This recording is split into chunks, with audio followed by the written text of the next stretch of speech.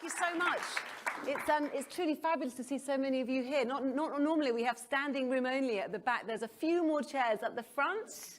It's Jonas, and then down here behind the camera, so please do come in and make yourself comfortable if you'd like to. I know it's been a long day. You've been working really hard today, haven't you? I've heard. So we're going to have a great hour, really great content, and then a cocktail at the end. It doesn't beat that, does it really? So thank you so much for that. So let's crack on, shall we? So the big question tonight is, how do we put people first in the age of AI? That is a question that we're going to try and answer this evening.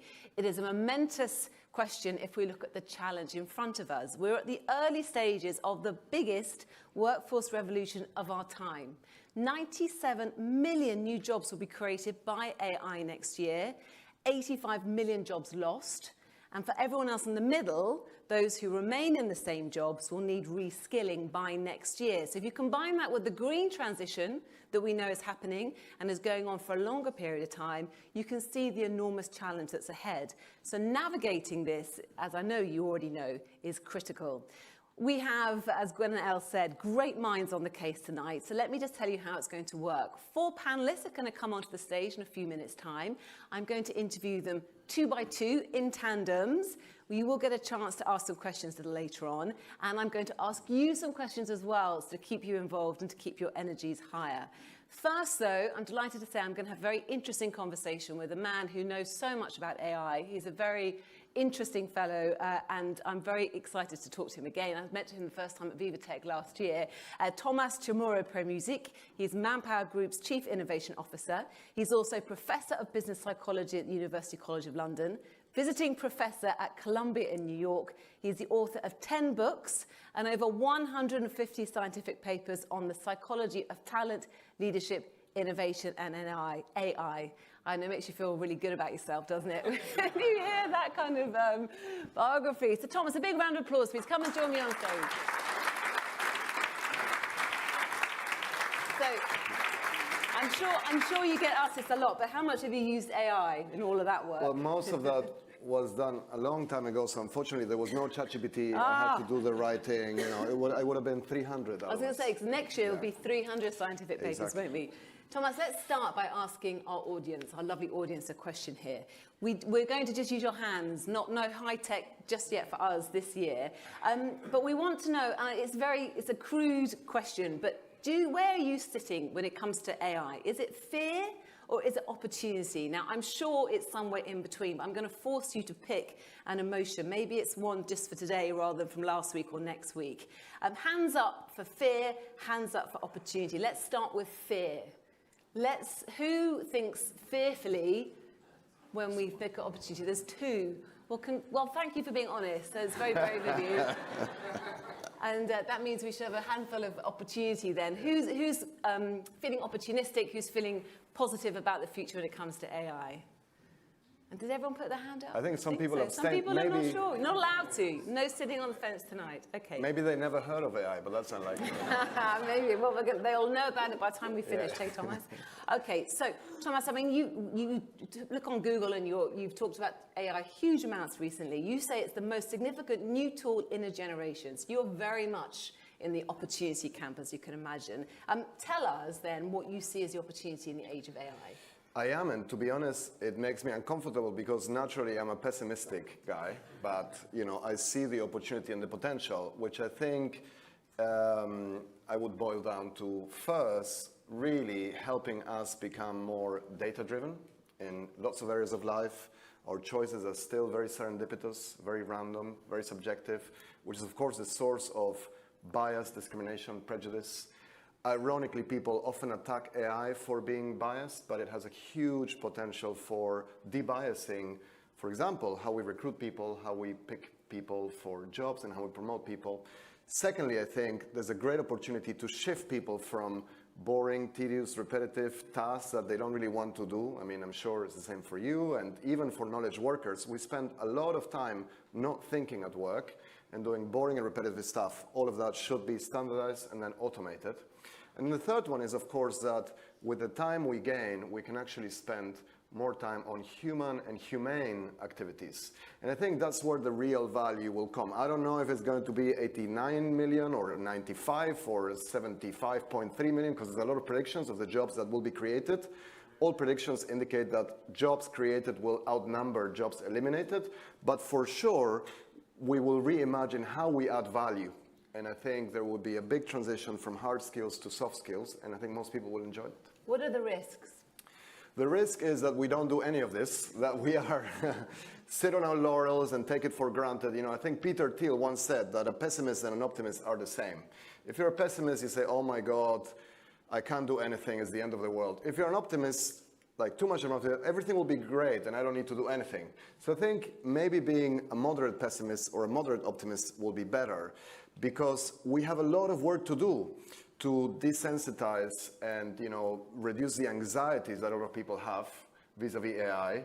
Mm-hmm. I see a lot of business leaders telling people, okay, here's the tool, now be more productive. Tomorrow I'm gonna check. Well, it doesn't work like that. You can't treat people like productivity machines. So I think the risk is that we don't use this opportunity to rehumanize work and to actually you know, understand that the more people depend on technology, the more you have to care about them, the more you have to display empathy, kindness, consideration. And I think every technology, AI is no exception, was not accepted so that people work harder. It was invented and adopted so that people work less. Technology and productivity are about doing more with less.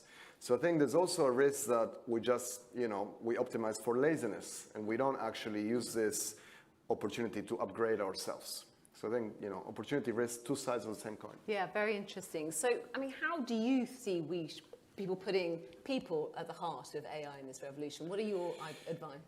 So, you know, my advice is that they really understand that, first of all, if they want to even leverage basic minimum productivity gains that AI can provide, they have to work on the cultural readiness for that. You have to rethink processes, culture, talent, leadership, management in the organization. Otherwise, it won't be adopted, or, you know, the productivity gains won't really result in true upgrades to people's potential and talent.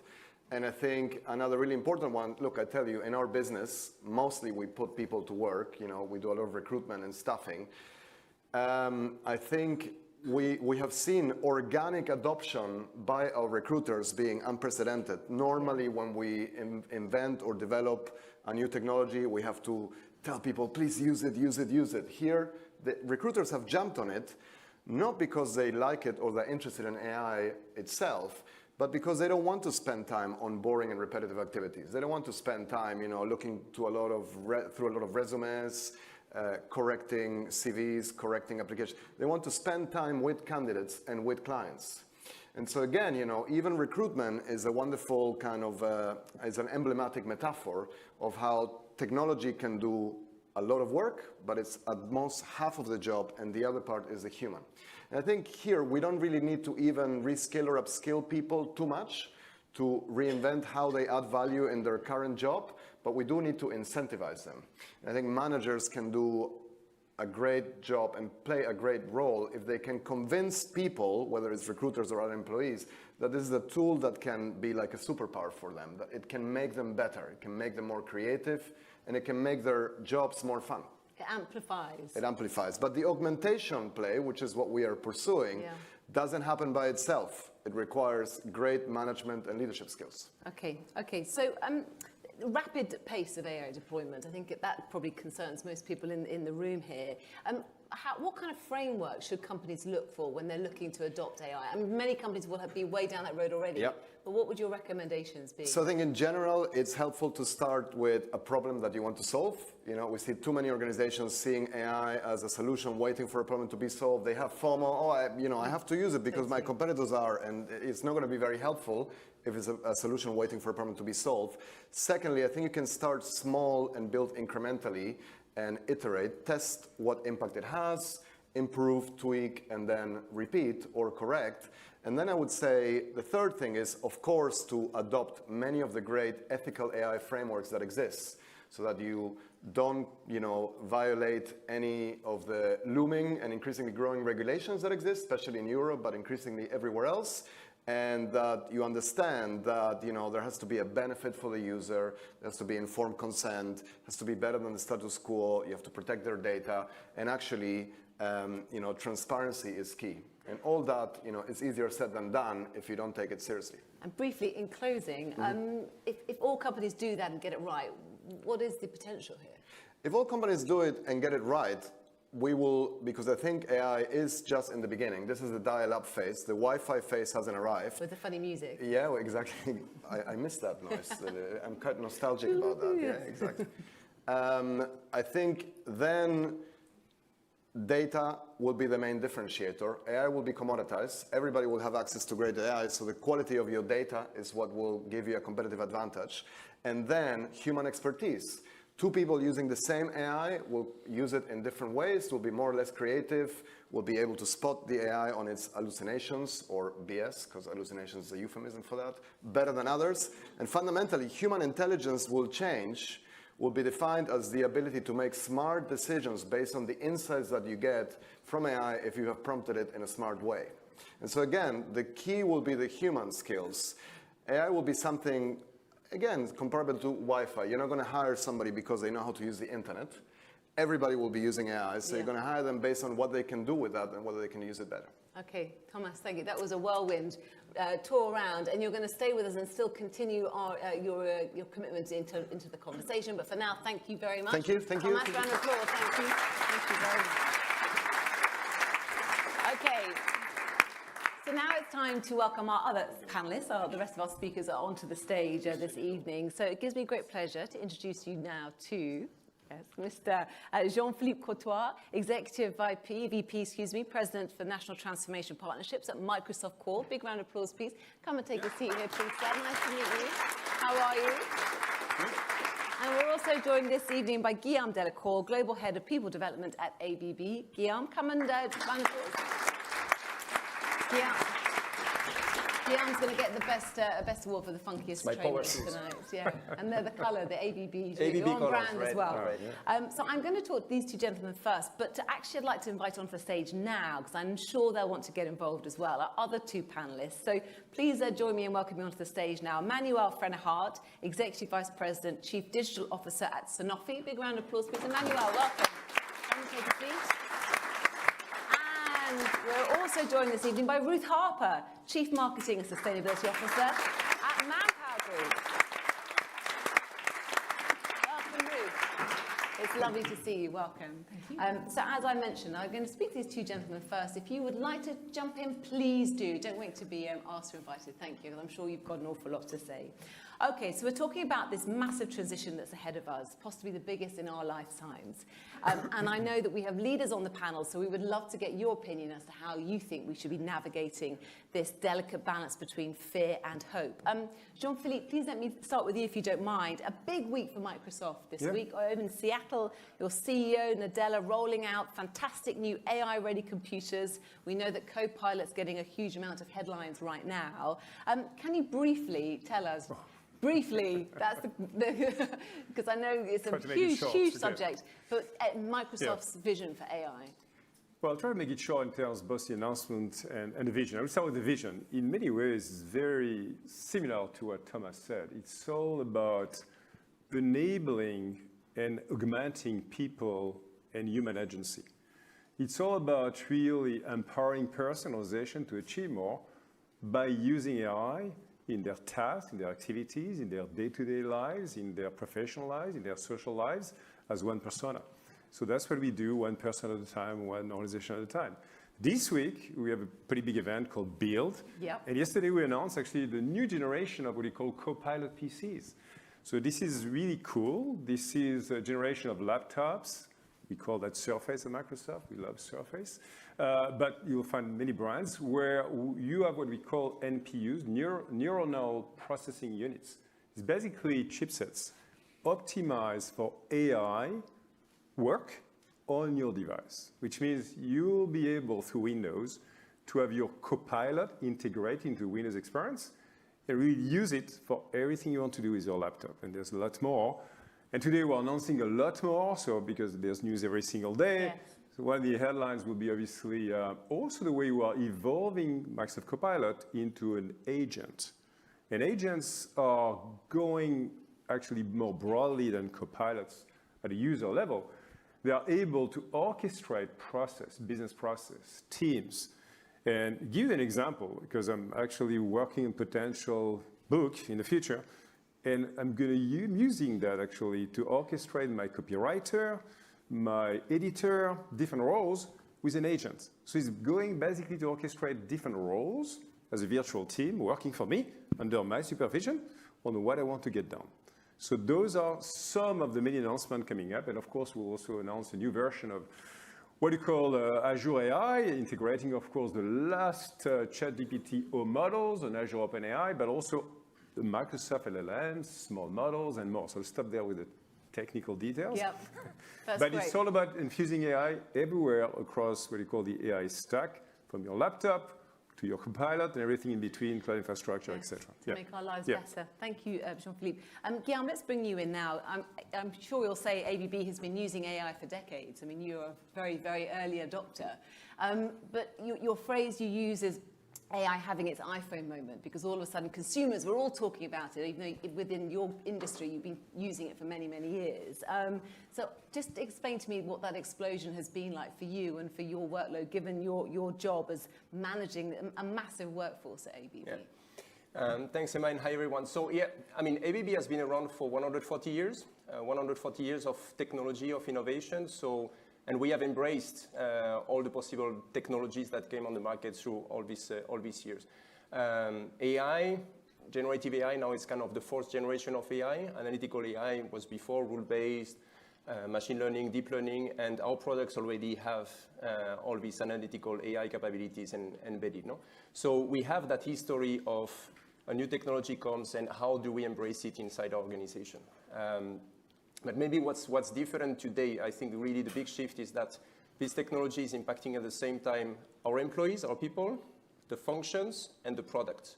And it's really the three at the same time. And this is our responsibility in terms of company to make sure that we manage how employees are going to take advantage of it, are going to be enhanced, as Tomas and Jean-Philippe have mentioned it, and the functions, how we can automate more in the functions, and the product, how we can make even better products and have a better impact. Maybe also something interesting to consider is that ABB since 2020 is extremely decentralized. We have what we call the ABB way, meaning that we are close to the customer, and really you have to imagine it's really a bottom-up approach. So whatever we do on AI, yes, we have an AI council where I sit. We have 2 representatives by function and then by business. But we are a bit trying to orchestrate everything happening on AI inside ABB, but it's really a bottom-up approach. And it's fascinating to see how quickly things can happen when you let everyone taking the destiny on AI and feeling empowered by that. And maybe the third thing that we are trying to do at ABB is we have a people strategy, which is around 3 pillars: empower, grow, and impact. And it's really what we try to do, especially on AI, to tell all the employees, all the managers, I mean, you are empowered to go with AI, to use almost the LLMs that you want to use, to find out how you want to grow. So it's really up to them to define the growth objective and then the impact they want to have. So based on our mission, on really what ABB stands for. So I think it's really, for us, how do we see AI, a continuation of what we have been doing for years as an industry. But I think for us, it's the how we're going to do it, who is in the driving seat, and really this idea that we have to take care of the employees, of the functions, and of the product. Yeah, and I'd love to talk about your AI council in more detail. And I know you were nodding your head, Emmanuel, in agreement there. Jean-Philippe, let's go back to the original vote. I know there's only a couple of people who kind of very bravely put their hand up, so they're actually quite fearful. I'm sure if we ask a much bigger cohort in Paris, there'll be an awful lot of people whose hands are going up. So it is exciting. The headlines are fantastic. But how do you make sure you're bringing everybody along within Microsoft, but also within the communities that you serve? So I think we all have the responsibility to bring people moving forward. And I think it's a combination of things, actually. One is obviously to create a sense of alignment of the why. Like in any business, any organization, You start with a mission. In our company, we have a mission, empower every person, every organization on the planet to achieve more. And guess what? With AI coming to the front of the business, it's all about us being really, really creative and innovative in terms of enabling AI across all the scenarios we have. So we've been embracing AI as a company over 20 years, and generative AI the last 2 years in a super intense way. I can tell you every week, we've got actually all of our R&D teams coming up with some new scenarios in AI and injecting that on Microsoft 365, on Azure, on all our products for infrastructure. So it's about really bringing the whole team together.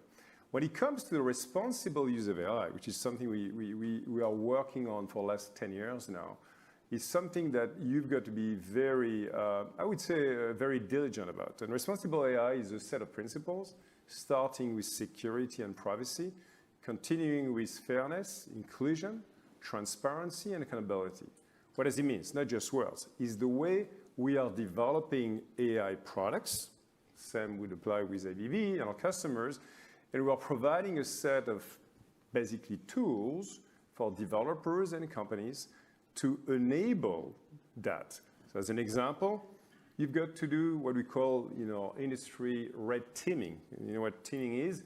Is actually really cyber attacking actually your products and your platform to make sure it is resilient. So we test that.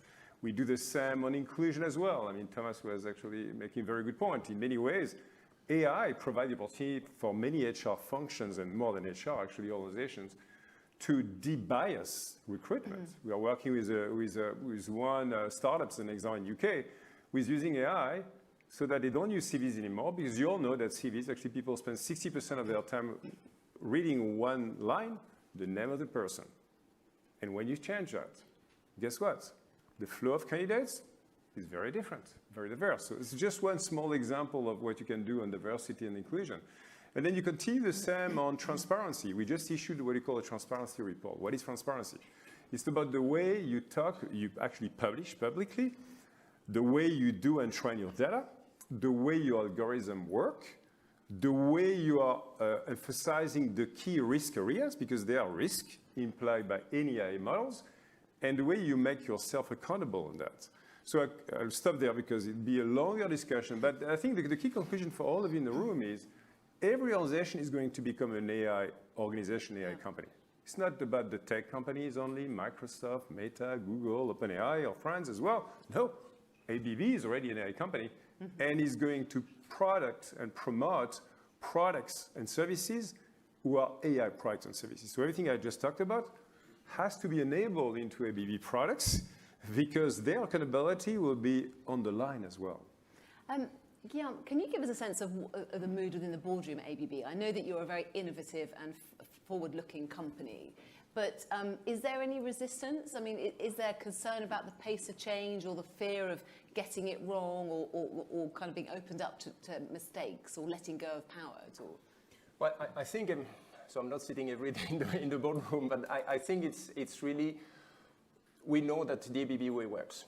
In the sense that we know that if we empower all our people to take ownership of their own growth, of their own learning, and if we provide the space for them to play, to experiment, and then to connect with colleagues, then the magic happens. Then people understand how, okay, there is a new technology, and this is how I can take it, and this is how I can innovate, and this is how my job today possibly can change. And what was your uptake? Sorry to interrupt, but we were talking earlier about your AI council, and you've had a really positive uptake, haven't you, already? Maybe you could tell our audience. Yeah, I think this decentralization means that we have a central body, the AI Council, That's it. but we don't have like an executive power to force things. And somehow, who are we to decide, okay, this is the product that is most going to benefit from AI, or this is the one training that needs to be mandatory for 100,000 employees. So I think this AI Council, we try to represent in a group of 25 people the whole ABB. We try to orchestrate the sharing of best practices. We have, for instance, a repository of all the AI projects on our industrial products. It's more than 100 projects currently. So it's how do you share that information? How do you make sure we don't duplicate or we share the information?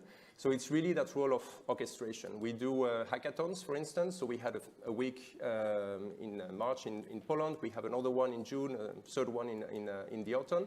We partner with Microsoft, with AWS, PwC, Deloitte, and so on. And really the idea is that the principle of hackathons, employees submit the ideas, teams submit their ideas, and then with our partners, we try to find, okay, what are the best ones, and how can we bring them to life? To improve, to enhance our employees, our functions, or our products. So it's really always that triptych and that we try to use to really promote AI inside ABB. And I know that a workforce of 100,000 strong, you've got 10,000 already voluntarily. Yes, and then we animate communities, so we use the Teams, Microsoft Teams chat, so we have 8 different channels, and then we already have 10,000 users. So we started in February, we launched it. We in May already 10,000 users. So I mean that's big for a community. So the Learn, Connect, Grow community is 20,000 users, already 2 years old. So it takes time to get to momentum, 10,000, 20,000 users. But I think it shows really the enthusiasm of the employees on AI. Jean-Philippe, let's bring you back in here. I know that Microsoft also announced recently $4 billion of investment in France in AI and cloud. I know that you're investing billions in this technology. Just give us an indication of the scale of the opportunity that you see in front of you here in terms of revenue for you and your customers, if you can. So the announcement we made last week, actually, we had the opportunity to actually host President Macron, actually, in the French subsidiary facility in Issy-les-Moulineaux. Is about the cloud AI infrastructure for billions in different regions of France, enabling AI at scale, the hyperscale. But beyond the infrastructure, what matters the most is really what are you going to do basically in training 1 million French people on AI. So this is part of the commitment we made. We're talking about people who are actually remote from work. We're talking about female in tech roles as well, who are clearly not where it should be. We are talking about also a diverse set of people. And we're also embarking on a very massive startup enrollment, about 2,500 in the countries, Station, about all the incubators across the countries, to really generate many, many French innovative startups. There are already some great ones like Mistral. Some of you may have heard of Mistral. But there's a lot of capabilities. But what matters for AI, as you're probably aware, is this computing capacity. So this is also a huge CapEx battle. Microsoft, I've been in this company for 40 years. We are a software company initially, right? And software company, you don't have any CapEx. For decades, there was zero CapEx at Microsoft. This year, we're going to spend more than $65 billion of CapEx. Wow. We're investing in France, in the UK, How much in GPUs? in Spain. How much in GPUs? A lot, tons, and more to come, tons. We are even actually designing our own GPUs as well. I mean, we've been announcing actually this week some new ones as well on top of NVIDIA and others. So this is key because this is the training ground of the models that all of you are going to use. The good news is the economics are going to get better and better for all of you. The cost per process, per unit, per thread is decreasing rapidly. And you can optimize also using so-called small language models. So there's a lot of capabilities you can build to train your own company or processes as well that fit the best for who you are, actually. Okay. Jean-Philippe and Guillaume, thank you so much. A Thank big you. round of applause, please. Round. Now, I'm going to transport our panelists back to the playground now and pretend you're 6 again and do some musical chairs. So Jean-Philippe and Guillaume, if you don't mind kind of walking around this way, because it's a tiny little table we've got here, just walk around and we're going to move in this direction. And Emmanuel is going to come and join me here. Look at that. Okay. I think that deserves a round of applause, if nothing else. And do grab a water. Yes, it's hot up here, isn't it? I didn't have to pretend. I'm 6 years old still. Well, don't ever lose that. And you've got some great trainers as well. Yeah, also the purple and the black from Sanofi. Yeah, definitely. What about my shoes? No, they're wonderful. We're getting there, aren't we? Okay, so I tell you what we're going to do now. We're going to ask our audience for another question. I think that's a good thing to do. So the question now I'd love you to vote on is, do you want your organization to provide rigid structures and rules around your AI use, or would you like flexibility and autonomy that we've just heard about so eloquently at ABB? I'm going to ask you to make a decision of one or the other. It's probably not that, but let's tonight just pretend it is. So structure is clear frameworks, guidelines, governance models. Flexibility is embracing the dynamic nature of AI, fostering experimentation and iteration. So let's start with structure. Who would be more comfortable working in an environment that's more structured? Okay, so we've got a few, but there's a tiny, maybe 4, 5, it's not many. So who would like the flexibility to kind of do ads and one they want? Could everybody put their hands? Some people still on the fence. I kind of really want you to choose. Okay, so we've got a majority there. Maybe not a massive majority, but still. Okay, fine. Let's kick off with that. Why don't we now? I will introduce our guests again. Chief Digital Officer Emmanuel Frenehard from Sanofi and Chief Marketing Sustainability Officer for ManpowerGroup, Ruth Harper. Thank you so much. I mean, it's interesting, isn't it? You've got to keep everyone happy to have enough flexibility, but you've also got to have some kind of structure in order to keep the company safe. So how do you get everybody kind of internally and externally on the same page? Let's start with you, Emmanuel. So we have a bit of a different approach from yours. Ours, we created a Gen AI board where we vet the initiatives that will have the highest impact. And we set ourselves a pretty high threshold. If it doesn't have 100 million euros of potential impact, we're not addressing it yet, because there's plenty of material to address in that first quadrant of the high value. At the same time, because we realize that people want organized chaos, as the audience voted. Not all of them, but yeah. But some of them, the majority, I mean, we saw the numbers. We allowed what we call sandboxes. So people can go and try things on the sandboxes, and then they can create a use case from a sandbox. Because as you said rightfully, I think as Tomas was saying, you're not looking for a problem to solve. You've got to start with a problem to solve. You're not applying technology randomly. And so when people have ideas, we have to democratize the access of the technology so they can test those ideas, build their use cases, and then they come to the Gen AI board to say it has potential at scale. Nothing ever starts with 100 million at potential, but gradually when you see it, we're a company with 80,000 strong employees, and we've got 70 manufacturing sites. When you start looking at the scale, then you see that the value gets generated. That's the approach that we've taken so far. Have you got any good examples of the value that you've seen? Yeah, so we see it on content generation, and our subsidiary who creates a direct-to-consumer content, because in pharmaceutical, a lot of our content goes through healthcare professionals, but we also have vitamins and things. They've done tons of funny ads around constipation for Instagram. That made everybody listen, didn't it? Exactly. If you still makes everyone laugh. Failing, use the word constipation. And we paired the agency against the bots, in this case ChatGPT, for creativity. And I tell you, it was indistinguishable between the two, but what allowed them to do is a lot more volume. So you could segment your audience in social and try different kind of content. And so they made tons of funny ads for constipation and made them very time sensitive, with the fruits of the season, so it was pretty clever. Everyone's a sense of humour going, which is good. Maybe we'll show one later if we've got time. Ruth, what would you say in terms of that tightrope of keeping everybody happy, but also keeping the company safe? Right? Yeah. I'll bring it back to this people first that we opened with and that we've kind of had humming through the conversation so far. And I guess if I think of how ManpowerGroup has approached this in a number of different ways, and probably closer to the Sanofi camp, actually, in terms of how do we make sure we don't cramp the creativity, to continue a theme, I guess. How do we not cramp that creativity, and how do we ensure that we allow the excitement of our own people in terms of, if I go back to November and the initial ChatGPT excitement, they were up and running, and we were playing catch up, if you like, but we were fast moving in terms of setting up guardrails, which I think is that middle ground between the organized chaos, or however you want to describe it. How do we kind of run in tandem really with that safety and not stifle the creativity that was very much coming from our recruiter audiences, particularly in terms of getting excited about how to use this. Some of the most kind of inspiring activity that I think that we've seen is when we hear some of our recruiters, and I've sat on webinars with our recruiter and talent agent audiences that say, here's how we're using different generative AI. Here's how I'm using ChatGPT. Here's how I'm using something different.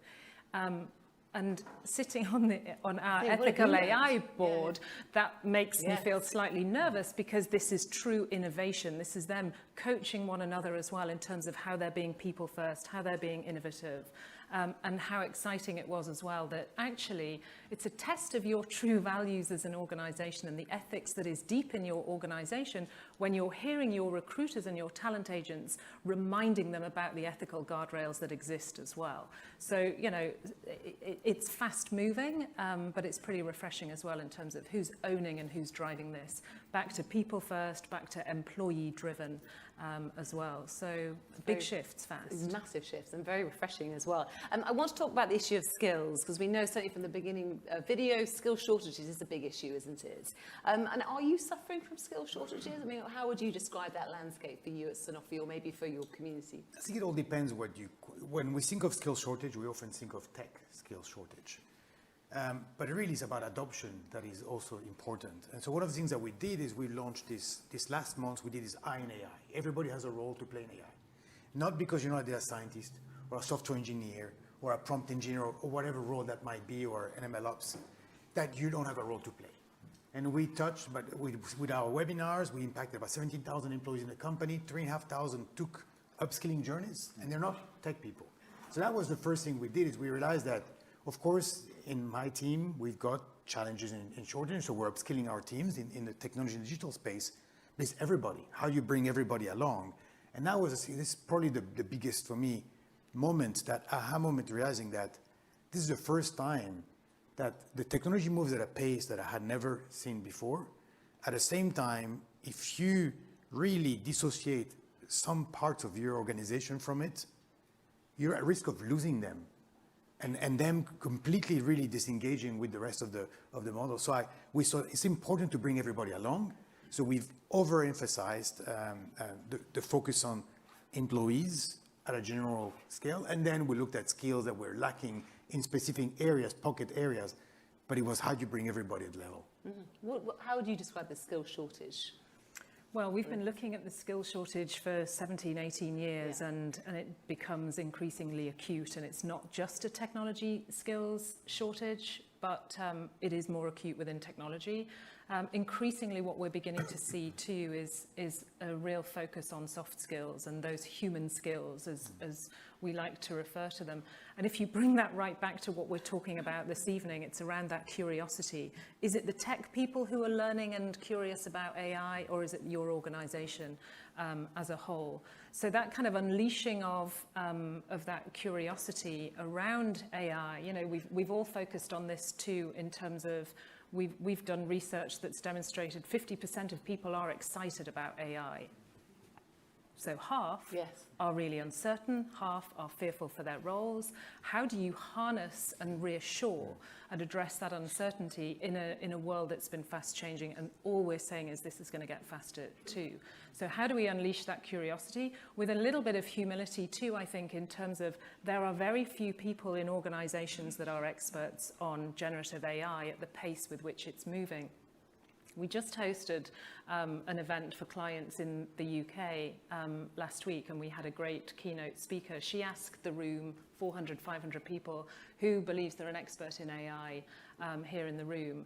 And people moved a lot more than you moved tonight when you asked about fear and hope, but only about 3 or 4 people had their hand up and said, yes, I'm an expert in AI.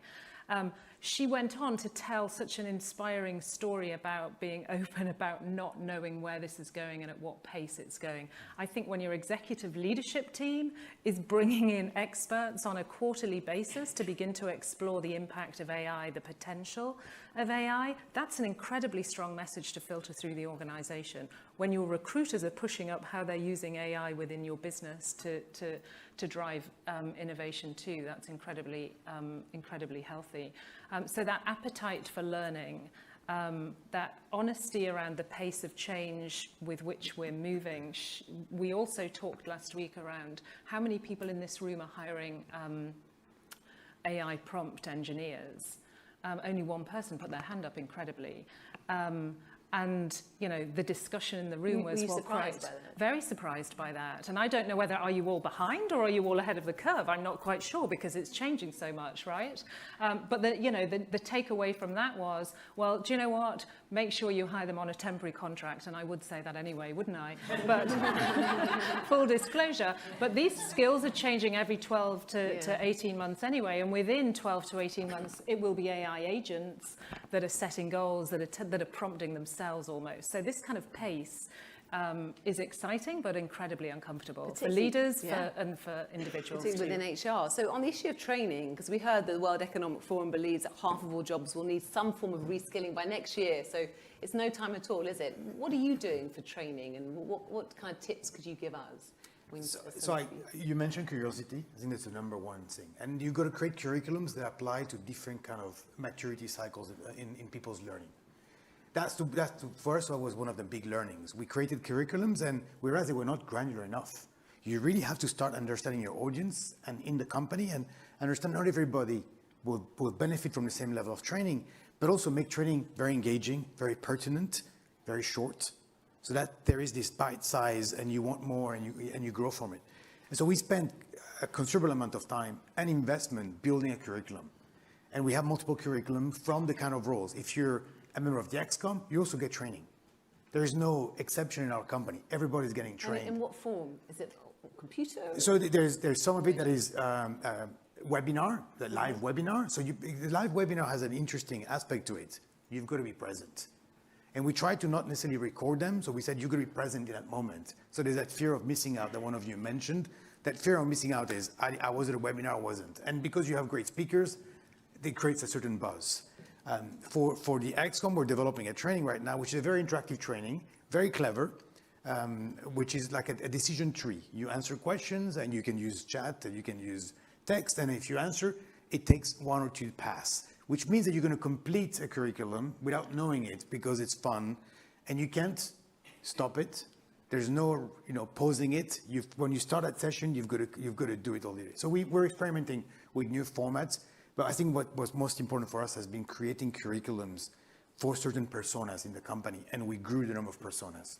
What would you like to add to that, Ruth? And especially when it comes to soft skills, training those, which are notoriously difficult to train, are they? They are. I mean, we know from our own, we have a program running that Gwenaëlle mentioned actually as she opened, our MyPath initiative, which actually was possibly even ahead of its time in terms of identifying and recognizing and rewarding soft skills within our workforce. And that is our clients, the places where we place our talent and our associates, calling out the soft skills that our associates are taking to the workforce, whether that's teamwork, communication, and so on. There is nothing more powerful, we are learning, than when somebody who potentially may have had a pretty negative initial experience in education is actually recognized in the workplace for their soft skills and for those talents. That is a game changer. We've talked a lot about learnability for the last few years. We've talked about it at Davos, and learnability we see as the ability and the desire to want to keep on learning. Find me an organization that isn't really talking about that, but the how to do that is another challenge, and helping people feel rewarded, feel stimulated, feel excited about taking on uncertainty and learning more around how their world of work is changing is the how. Before we move to close, Guillaume, I just want to invite you to, because I know you have a great example of training days at ABB, which you've seen an amazing transformation. Briefly, could you tell us about them, if you don't mind? Yeah, sure. So I really love what you're saying in terms of generating the envy, the willingness, the aspiration to learn something, to grow. No? So our philosophy is Learn, Connect, Grow. And we have a Learn, Connect, Grow day. We had one last year. One this year, it was like 3 weeks ago, and the idea is really to set the tone, fix a date, and again, we are in a decentralized environment with the ABB way, set the tone, fix a date, and let the countries volunteer and just organize the day that they think would be impactful for the employees. We had 30,000 employees in one day participating this year in our Learn, Connect, Grow Day. Huge variety of topics, huge variety of ways to do it. But with one idea is that, again, to tell employees you're empowered to grow, so you need to define your growth objective. So, of course, many objectives can be today around AI, but I think it's today we're not short of learning resources. We are short of time. So people say, yes, I want to learn, but I don't have time. So I think that telling them that day is for you. You need to define your growth objective. Once you have defined, and you will find the time. So it's really that idea of empowering them and generating this willingness to learn. So it's there. Out of company of 100,000 employees, 30,000 in one day. I think we're extremely happy with that. Amazing, isn't it? Okay, as we move towards, I really want to give you a chance to ask a question, so we're going to do that now, if that's all right with all of you.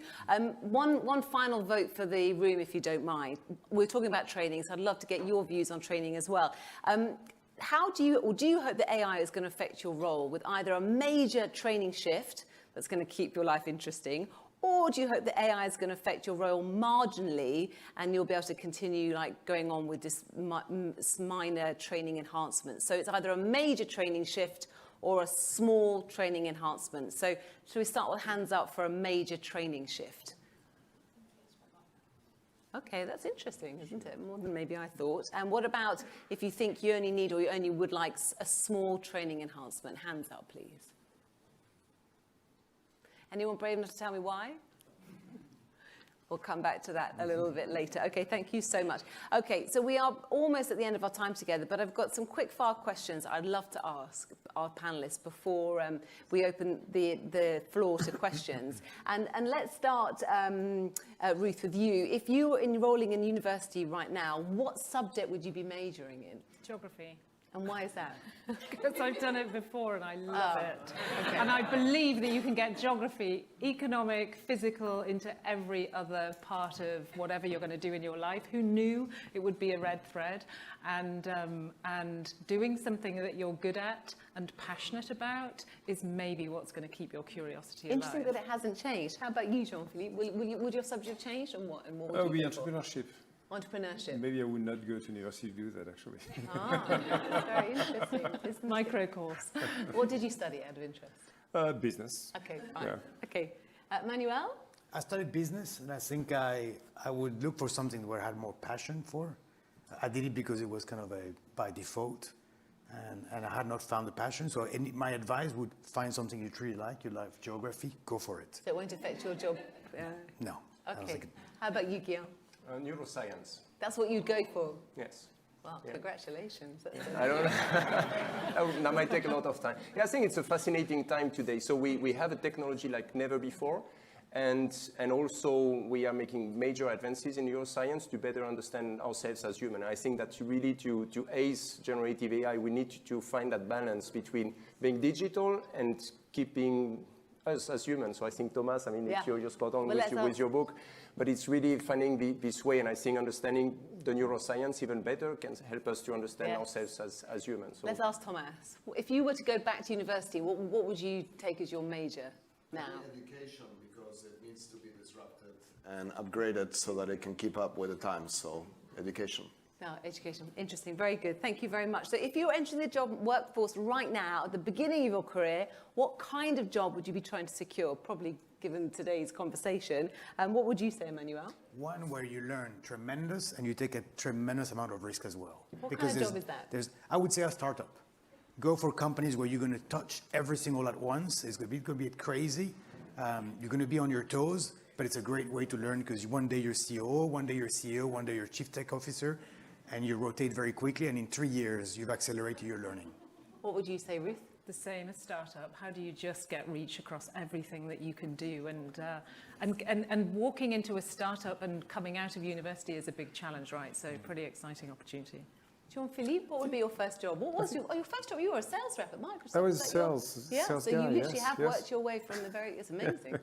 So what would you change that, or what would you go for now? I would still go for a tech company, but a tech company really mission-centered and looking to make positive change on environment, inclusion, social outcomes. Okay, very good. Guillaume? I think we have that at ABB, Jean-Philippe. Okay, so you should start a new career. Never too late to retrain. Guillaume, well, what would I'll you make go sure that I join a company or startup where there is really a liberty to have lots of technology, like all the possible generative AI tools that you can imagine, and probably great colleagues and some great leaders who can have great mentorship for you. We don't know, in the end, the jobs of the future. So I think that being able to be guided with in an environment that is supportive and connected with people not staying at home, but coming to the office and meeting people. I think that's the type of environment I will be looking for. Okay, last one to Tomas. Do you remember the question? Yes, of course, I am paying attention. I mean, I don't know about the type of organization or industry, but something that really helps humans navigate this interesting phase. I do that as part of my job already, so I'm quite happy here. But I think, that's, for me, professionally, I want to spend the next 5-10 years on something that does. And you're doing a great job of that now, so great, thank you. Okay, we have some questions, I believe, don't we? Ros here has got a microphone, and did someone have their hand up? I'm sure there's somebody who's, the gentleman here, you're nodding. Are you nodding because you'd like to ask a question? Or are you just, gentleman in the glasses, yes, you. Did you want to ask a question? Sorry, no. Okay, all right, then would you like to tell us what your job you'd like to go back to and do, if you could do it again? Me personally? Yes. I'm working for a startup. It's my first day, so... You still like it? And how's it going so far? Well, we should ask the audience that have seen us today. Pretty well, thank you. Okay, now you've got the microphone, there must be a question you can think of. Go on, put you on the hot seat. Shall I fill a little time for you Yes. as well? Because we met earlier and you did a great job on your day one, and you did not tell us it was your day one, but a great job talking about how we're using AI, how we're already using AI for screening. So, good job. Thank you. I can't think of a question. I'm sorry. Okay, don't worry, and thank you for putting up with me, and I put you in the hot seat. Yes, thank you so much. The lady here, you tell us your name as well and your company. Thank you so much. 2 microphones, yeah. Hello, I'm Jamie Moody. I'm actually from the U.S. Embassy here in Paris. I found this quite fascinating. Thank you so much for the panel. I also found the question regarding what type of careers people would go into quite interesting, because people talked about helping and having an impact, and no one mentioned policy. But there is a role for the public sector and government in this huge transition. Lots of conversations about regulations, how governments can also use AI to be more productive and help create infrastructures that can essentially help the private sector. And just wanted to know if there's any type of message you had for those of us on the policy side and the public sector side. When it comes to AI, I'm attending a lot of different conversations about just the transformation that's going to happen. I've actually just been in country for about 4 or 5 weeks. So this is a great intro to the local environment. But just what type of messages that you guys would give to us who are on the policy side, how we can do our part to sensitize our countries and our constituents, and just to integrate this into our own work. Thank you for asking. It's a great question. I'm really glad you asked that. Jean-Philippe, I know you do a lot of work on this front, obviously, with companies. So what would you like to say? I think it's a great question. First of all, in my 40 years of tech, I've never seen policymakers as fast moving as they are right now. In 40 years, we've seen the PC burst, the internet, mobile, cloud computing. We see, of course, the EU, as you know, with the AI Act, which is out there already. The US has been defining a number of frameworks, just recently actually, a framework of frameworks in a way, and executive orders. Of course, you've got different countries as well think about their AI. My advice, back to your question, is really about, well, first of all, use AI yourself, which is a message for all of you in the room, because don't be just reading about AI and so on. Form your own opinion by applying AI to your job. And policy making, well, I think it can help a lot actually, in terms of research, in terms of notes, in terms of, in terms actually of developing even more critical thinking. Number 2, I would say really meet with the different stakeholders, which I'm sure you do, which are both the users, and you've got many users in this room, or companies, business community, but also, of course, NGOs and the others, and really be very curious about technology innovation. Because I think the delicate balance we have right now has been always the case, policy making, but with AI, even more crucial, is where do you move the cursor between innovation, enabling innovation, but still, we need guardrails as well, absolutely. As a citizen, I would say that, we need that.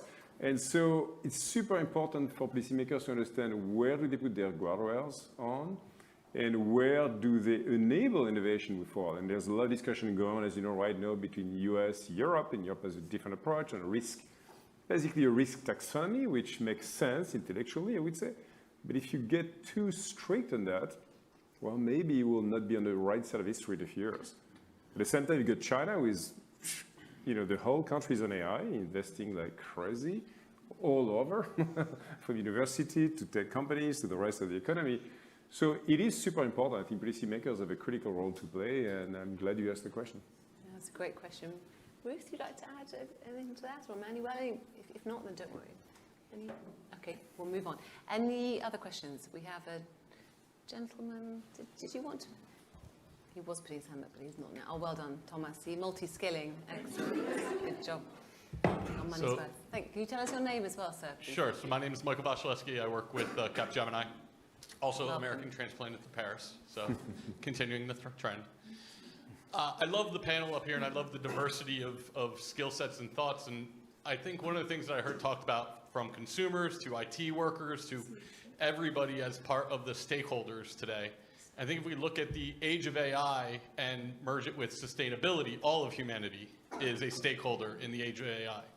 So at Microsoft, $4 billion investment, a lot of it in GPU and hardware and sustainability. How are all of you up on the panel today looking at balancing those AI innovation outcomes and the sustainability goals and outcomes that we have to achieve as we want to continue living on this planet? Another great question, because we talked about the green transition kind of mixing with this at the same time. It's a double whammy, isn't it? Ruth?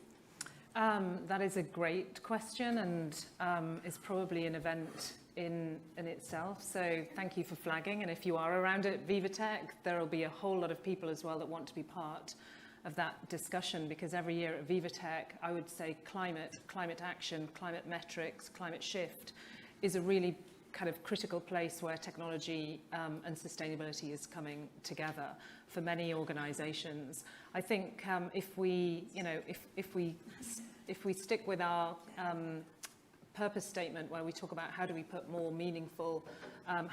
people into meaningful and sustainable work, again, it comes back to how do we become creators of talent at scale, right? How are we unleashing curiosity through our MyPath program or through our Experience Academies, where we're coaching people fast in the short term for the skills of today, as well as the comfort of knowing that they don't even know what the skills of tomorrow are.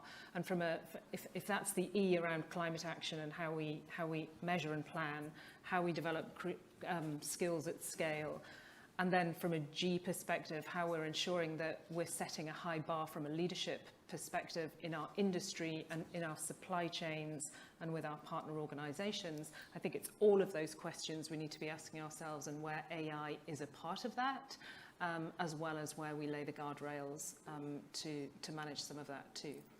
Briefly, would anyone else like to add to that? Those two are completely intertwined in my mind. You mentioned the ethical frameworks, and one of the principles of ethical framework around AI is eco-friendliness.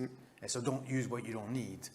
I'll give an example for us. We through AI, we improve the yield of some of our drugs, how we make them, how we manufacture them.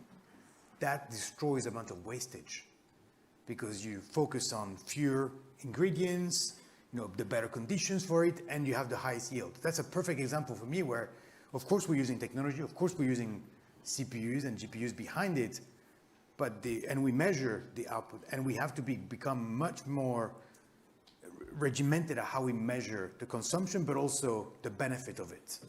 And so it's a great question. Those two come really together.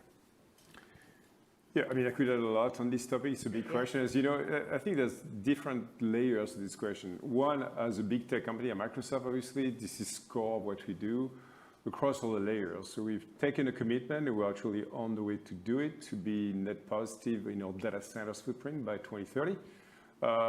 But it goes far beyond that. It goes into, as Emmanuel said, it's about the way you think about applying the right set of technology for the right set of problems. So that's why I was mentioning briefly as an example, SLM, the small language models, on purpose. The fact you're going to have also more decentralized AI on your laptops, on local capacity, on your phone, means that the economics and the actually effectiveness from a CO2 standpoint are going to change a lot as well. So By nature, I'm an optimist, but I would say for sure there's huge pressure on the environmental side of the computing capacity we are building as tech companies. But all of us, as we consume and create AI products, will have to be a lot more thoughtful about the way we use that capacity in our hands. Jean-Philippe, thank you so much. I'm going to move it into close now, if you don't mind. Oh, one more brief question. Sorry, I didn't see your hand up. Sorry, my bad. If you have time. Yeah, absolutely, we have time for you. Tell us your name, please. All right, my name is Tyra Mulsey. I'm the HRD of a startup, which has AI as part of our core business. But my question is actually for all of those who are not part of AI, and I'm thinking about putting up these guardrails, as you called them, Ruth. And I'm wondering, you guys shared a lot of fantastic examples of what worked, but are there examples that you'd be willing to share of epic fails? Things we should absolutely avoid because it goes sour real fast in terms of guardrailing things for non-AI natives. Such a great I'm going to start because you called me out, and you're an HRD, so you have a room full of people who say I want to work for a startup. So your job is so easy to manage, right?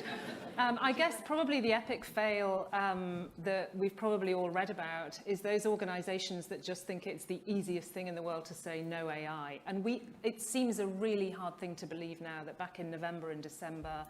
Of 22, I guess. Some organizations just said, we won't do it. Epic fail, right?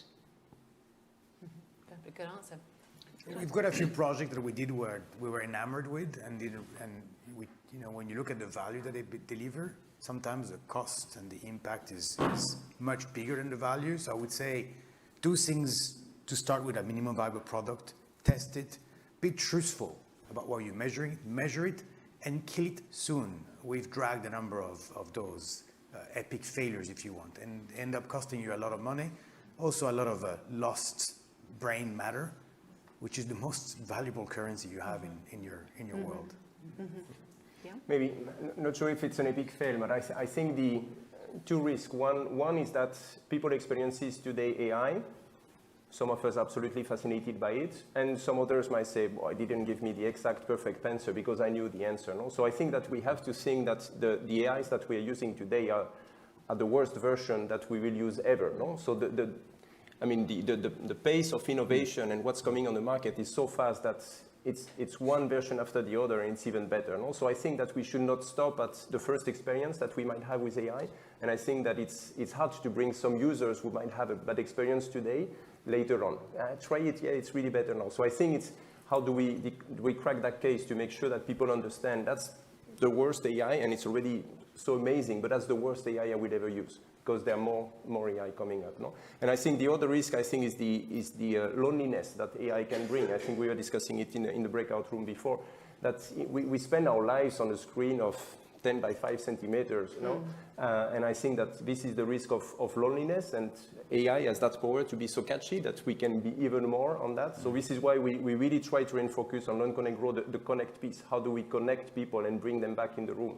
And also if we have fears, anxiety on it, or on the climate change, on the planet boundaries and so on, the way to go around it is really to get together, to connect, and to bring people back in the room. So I think that in HR, we are on a mission to bring people back together and all together to face all these challenges. So I think that would be my answer. So not a big fail, but two risks that we can mitigate by having the right actions. Jean-Philippe, do you have anything? Very briefly, one which is well known. So people who track the news of AI. Because a few years ago, in an earlier generation of AI, so not generative AI, we had a kind of a chatbot, personal chatbot in China, who went really crazy. And he was used actually by a lot of people in China. He had initially a lot of success. Was like a personal advisor. So the Chinese people love to chat with him or with her, depending on the way you define the gender, of course, of that personal assistant. But after a few weeks, it went into a big, huge, what we call hallucination in a huge way. So we had to stop it. And we learned a lot through that big experiment. It was pretty big in terms of the so-called guardrails and in terms of development methodologies, processes, where we have what we call a responsible AI office at Microsoft with a lot of people Well, reviewing all the development case we have, and including the case we do with our clients as well. We call sensitive use case. And there's a big discussion between our legal teams, our R&D team, our research team, our product people, our customer-facing people about, okay, we have principles now, what we decide on those use cases.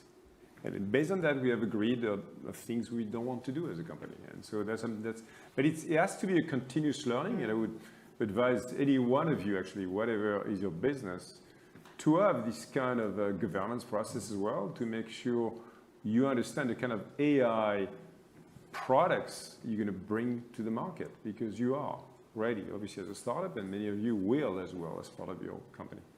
And I'd love to ask Tomas that, because I know you talked about the need to let people and companies fail as well in this issue. So do we have a quick microphone that I can just give that to Tomas? I'm wired up. Are you wired up? Brilliant. Even though I've been deplatformed, but I'm still wired. So I would say, I mean, lots of risks, right? I think similarly to what Jean-Philippe was saying, we've seen, of course, a lot of examples of AI models being trained on corrupt or biased data, which will not just replicate, but also augment bias there. Right? So when companies train an AI to predict who gets promoted, and the AI recommends a surplus of middle-aged white male engineers, if there are any in the rooms, it's just an example, so don't take this personally, right? It could be other.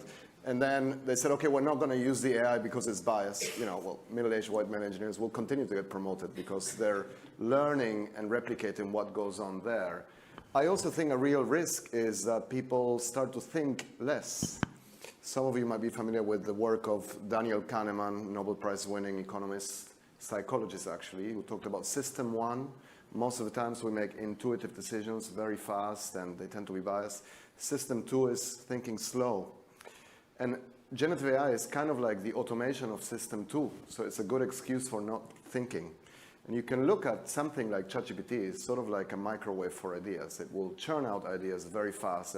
So we've all been in cases where we are working with somebody and they give us something that is mass-produced or manufactured and is disappointing, and we can be in the same place from an actor perspective and just basically churn out. So I think fundamentally the big risk is that we just are very quick to point the finger at AI for these experiments that go wrong in the early stage, as all the panelists said, as opposed to recognizing that they're exposing our own flaws and our own biases, and they can actually be a great opportunity to fix things and correct them.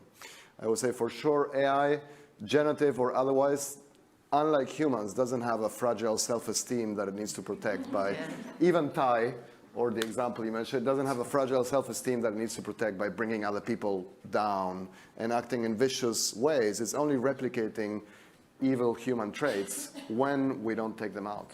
So lots of risks, but I think also there are ways to address or mitigate them. Okay, Tomas, thank you very much. Thank you for putting you on the spot. Thank you. Well, that just about rounds up our time today. So a big round of applause, please, for our fantastic panelists.